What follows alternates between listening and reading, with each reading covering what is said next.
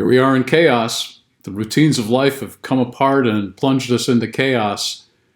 And that change is deep and pervasive and painful. No wonder psychologists described stress initially as change. There's a map, an aerial view to help us better understand where we are and where we're going. It's been helpful to me, who spent a lot of time in chaos, because it's the pattern that brings people to see me over the years. You might know this old map as the path of resilience. I like that Frankie Beverly Mays song, Sunshine and Rain, Joy and Pain, we surely get it all. Now we're in real stress. This is an old map of the path forward. You know, you're cruising along in life, and all of a sudden the routines of life, which serve our lives, come apart, and you get plunged into chaos where you can look and act and feel crazy. And if you don't, we worry about you a little bit. Well, if you're resilient, and resilience is small things, small bricks build a big house, so to speak, you can start moving to a new stable structure that, surprisingly enough, is usually better than the old one. Of course, we can't step next door or we wouldn't be talking about this. And you can't go back to the old structure because it's come apart. It's not going to help. It's going to keep you in chaos. You got to put that in the rearview mirror. In a theologic sense, that's forgiveness. Fortunately, we don't have to forgive ourselves on this one. You know, it's an old model of change. Cells divide to grow. You can die and be reborn. Story of Book of Job in the Old Testament. Don't worry, I'm Episcopalian. Job is a righteous guy who got hammered. His wife tells him to curse God. His friends tell him it's something he's done. He asks irritating questions of God. He keeps his faith and he's rewarded twofold. And why that's in the Bible is it's a map of the swamp. It doesn't tell you how to get through the thick muck or the fallen tree, but it does tell you that higher ground is that way. And you know, you don't know all of those things that you want in the new structure. But you know some things. You love your grandchildren. You want to get back to a hobby. You want to get back to the gym, whatever that might be.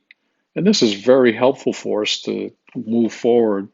There's some things that we're going to want to do to implement new routines to keep us healthy and strong and focused to be able to do well once we get further down the path where we can see further. So that old model of change, that pattern of change, is common to most religions and most mythologies. And it shows us that faithful action does help. But let's not put happy face on this. When we look to surviving the worst of situations, we look to something called the Stockdale paradox, so named for James Stockdale, who led a group of captives in Vietnam at the Hanoi Hilton, where they were tortured extensively. Of course, the pessimists thought they were cooked, and they were the first to die.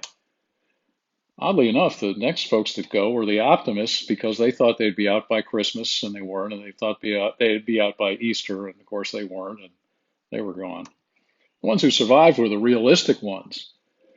They put together a system of tapping, and that tapping was a way of communicating with each other, reducing their isolation and driving their captors nuts. And that was very, very helpful in terms of their survival. They also did a couple of other things, as they decided one day we're going to be out of here doing well. So today we're going to get to work on doing that with focus. And that gives us guidance to survive the worst of situations. So here are some routines for strength and focus so that we can function well today and that we can function well when we get to the new structure. Yeah, you've seen them before, I know that. They're the things that really bring people out of great medical demise with real progress. We do it in cardiac rehab all the time. But they're going to keep you healthy and well, and they're all immune enhancing. Get your exercise. It's a no-brainer stress buster and mood booster, especially if you get outside. Try to sleep better. Get in a daily rhythm. Sleep has a restorative immunity booster component to it for sure. The diet. Well, you know, stress is dessert spelled backwards, and so we eat a lot, we eat too much, and you can search for the Mediterranean microbiome. It's all about your gut and being healthy, and that will help you function better and feel better. Be connected even though we can't be physically close to each other, so be a tapper. That'll help us all do better and encourage each other to be okay. Then come to balance. Have some everyday quality of life. Good to meditate, but hard now. But at least you can appreciate some of the great abundance and quality of life around you in a simple way and do yourself a lot of good in that way. That way, we're taking control close in, and we're going to move that control out when we get a little widening of our restrictions here.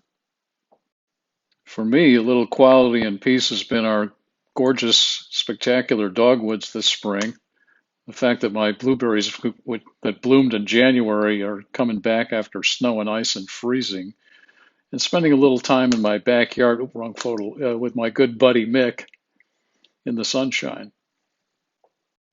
I'm Greg Gridley.